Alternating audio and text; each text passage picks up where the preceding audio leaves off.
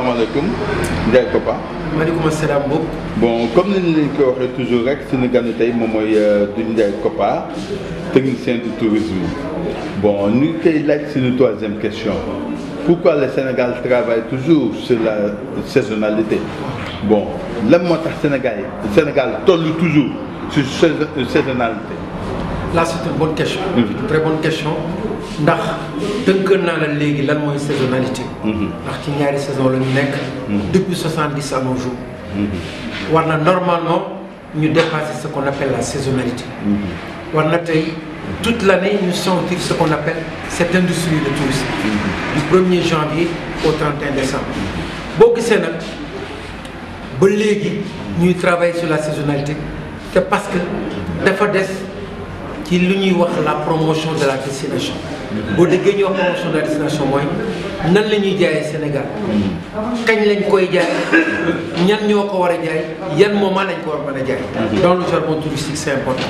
mais bu fekkee pendant 30 ans dañu cantonné wu ci benn marché parce que fi ñuy jaayee Sénégal yëpp ay marché la. ce qu'on appelle des marchés émetteurs mooy France mooy des fois Italie des fois Belgique ak yeneen.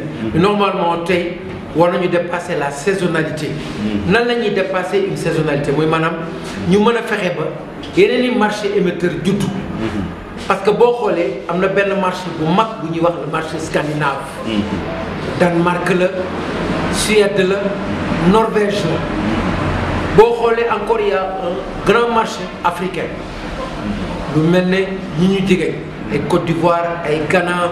ay yeneen ak yeneen yu réew africain am na beneen marché boo xam ne c'est un marché intérieur mooy maanaam le tourisme intérieur kon des na marché yu bari yoo xam ne mën nañ ko exploiter même le marché américain parce que américains yi temps yi ñu ngi toll ci routes boo déggee routes mooy retour aux sources tey politique la mooy politique bi il faudrait élargir il faudrait ñu innover il faudrait ñu apporter des initiatives dans le tourisme mooy mën a fexee ba tourisme industrie la ñaari at yu ne bu ñu waroon dem ay assises nationales war nañu amit ay marché émetteurs yu bees mooy maanaam kon toute l'année dañu war a waxtaane tourisme looloo tax ba léegi ñu nekk ci saisonnalité mais war nañu dépasser normalement la saisonnalité damay encore une fois remercier l'agence sénégalaise de promotion touristique parce que xalaat bi rafet na quand ils disent que taamu Sénégal ñun bi ñuy wax taamu Sénégal ou bien xam sa réew ñun bi ñu koy wax boobaak war na mat 15 ans fexe ba nan la ñuy enrayer la saisonnalité fexe ba durant ces dernières années yii ñëw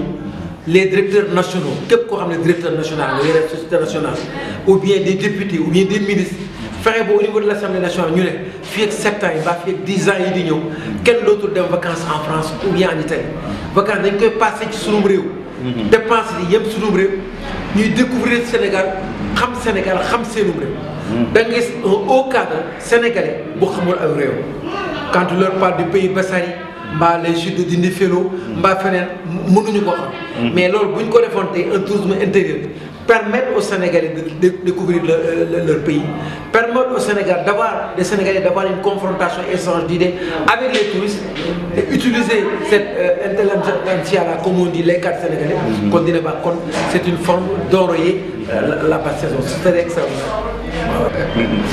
C'est important parce que quand un Sénégalais me pose cette question dama kontaan parce que a priori monsieur Mboup ñun suñu bëgg-bëgg yi mooy tendre vers un tourisme culturel. Je vais te dire pourquoi. Parce que ñun suñu option mooy balnéaire mooy géej parce que bi ñuy table le tour à partir de 70 dañu xalaat déjà ouvrier français yi ak fermier français yi pour ñu ñëw di noppal suku di nemmeeku si di dëkk ci des villages de vacances yoo xam dañu leen di construire en bordure de mer ce qu'on appelle les pieds dans l'eau mais bu ñu demee pendant 30 ans il faut ñu changer la formule mooy maanaam fexe ba accompagner ko habiller waat ko parce que tey nangul ne balnéaire bi mu ngi xëy di màgget si at yu bari perdre nañ ko kon lan lañ ko mën a habiller ce qu'on appelle un tourisme culturel mooy maanaam ñun nous sommes un pays de rythme et de couleur dëkku caada lañu tourisme boo gis mu jël vacances su balnéaire xamal ne mu ngi def indirectement un tourisme culturel mooy maanaam bu ñëwee day dem dans des cabarets day dem dans des soirées récréatives dañuy def ay soirées sénégalaises mu fay dem yooyu yëpp forme de tourisme culturel la te tourisme culturel tey dina dem sax ba tënk un tourisme religieux mooy maanaam dem Touba dem Ndiassane dem feneen parce que loolu suñu culture la. kon war nañu mën a fexe ba ñun tey suñu caada la ak li ñu am ak li ñu moom être ce que nous sommes et non ce que les autres voudraient que nous soyons. Aujourd'hui impérativement il faut tendre vers un tourisme culturel. nañu mën a fexe ba habiller suñu caada bi ak tourisme balnéaire bi. parce que loolu la ñu am looloo tax 80% ñiy déplacé wu du ñëw dañu ñëw pour loolu. c'est des formes de tourisme culturel. mën nañu fexe ba ñoom di ko sentir à 100% ba fu ñu mën di dem dañuy sentir la culture sénégalaise. ay nasaraan lañu cette culture sénégalaise cette culture africaine moom moo tax généralement qui se déplace mais il faut tout faire programme la nag ambition la il faudrait que tout le monde pense à cela pour aller vraiment faire un tourisme culturel wane suñu càq li ñu doon ak li ñu moom ak li ñu am c'est important. Est-ce que le Sénégal ne pourrait pas aller vers un tourisme culturel? Mais bien sûr Mbou, voilà une bonne question. Parce que nous sommes un pays de rythme et de couleur. Nous avons 365 jours de soleil. 365 jours de soleil, notre façon de s'habiller, notre façon de manger, notre façon de marcher, notre façon de parler, notre façon de recevoir nos étrangers. Ça rentre dans le cadre de la culture sénégalaise. Donc, tourisme culturel, mais nous pratiquons le tourisme balnéaire. Le forme tourisme culturel, mais généralement c'est du balnéaire. La destination du Sénégal, tout ce qui parle c'est la culture sénégalaise. Dendiye, Koraye, Tchiboudjeri, Nangam Nang, dañ ko fi jàng ci bu guddi jotee ñu dem un exemple comme Cheikh Madou Kara qui fait des soirées sénégalaises, c'est extraordinaire. Kon nga xamné yoy yépp Sénégal on a ci mën a tendre. Il faut impérativement que le Sénégal tend à ça mën nañ ko. Mais question de volonté la tourisme volontaire la initiative la innovation la. Mais tant que le gouvernement sénégalais n'a pas le courage d'innover dans son tourisme duñu dem parce que 2 ans yi ne war nañu dem vers ce qu'on appelle des assises nationales. Qu'est-ce qui s'est passé? Qu'est-ce qui ne va pas? Surtout au moment où nous parlons de relance touristique. Relance bi nag la ñu war a gën a mooy gën a jàpp pour montrer ñun lu ñu doon ak lan la ñu ak suñu identité culturelle lan la c'est important. Man nañ ko mbugg c'est une bonne question. waaw dafa am benn question bu ndaw bu ma la bëggoon poser. ci wàllu Mbour. Mbour dana mooy capitale du tourisme. du tourisme sénégalais. waaw. Mais j'ai vu que bu yàgg yow yaa nekkoon directeur. de l'office communal du tourisme de Mbour. waaw bon ndax Mbour commune bi mu ngi développé tourisme wala déet. Je ne pense pas. Je ne pense pas parce qu'il faut nous avoir courage pour voir. Parce que Mbour, c'est la capitale du tourisme de masse. Moi, quand j'avais dit quelqu'un qui était adjoint au message du tourisme, il y a des années, un professeur, très bon professeur de lycée, je l'ai approché, il m'a demandé de lui faire un dossier. Qu'est-ce que c'est qu'un office du tourisme? Je lui ai fait un dossier de 15 pages. Fou Moussa Mbaye, il y a le sambre au bureau. On m'a présenté comme c'est un intellectuel hors pair que je salue de passage.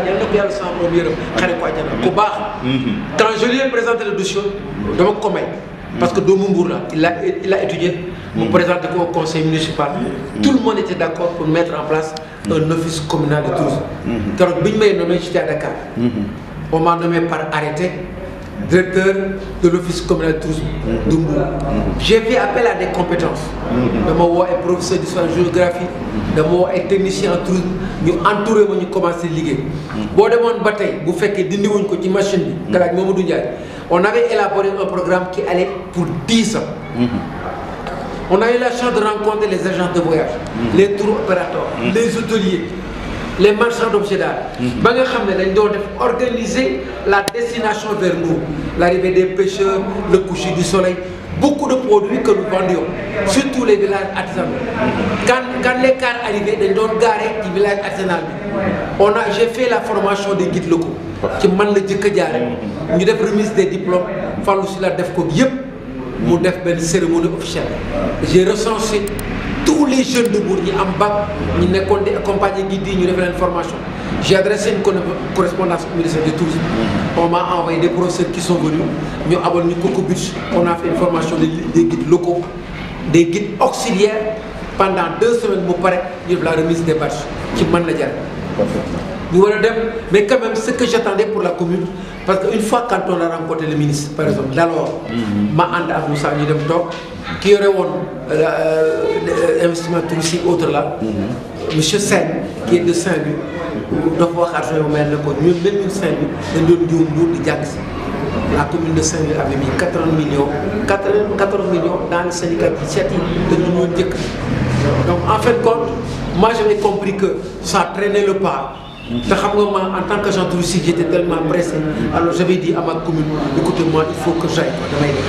Je ne peux pas attendre naa dem je me bett bëggoon naa trop office doon naa génne sama poche. di fay des courriers doon naa génn def ay génn di dem de passage maa ngi nuyu l'adjointe au maire chargé de tourisme Fana Diop que je salue de passage que salue aussi le maire Fallou Sylla waaw vraiment mais quand même dès l'instant qu'il fallait accélérer la cadence ça a traîné le pas moi je suis parti mais néanmoins jusqu'à présent il faudrait que la commune de Mbour accentue son travail dans le domaine de la culture dans le domaine du tourisme dans le domaine de l'artisanat pour que au moins Mbour di gën a sentir les retombées du tourisme Sénégal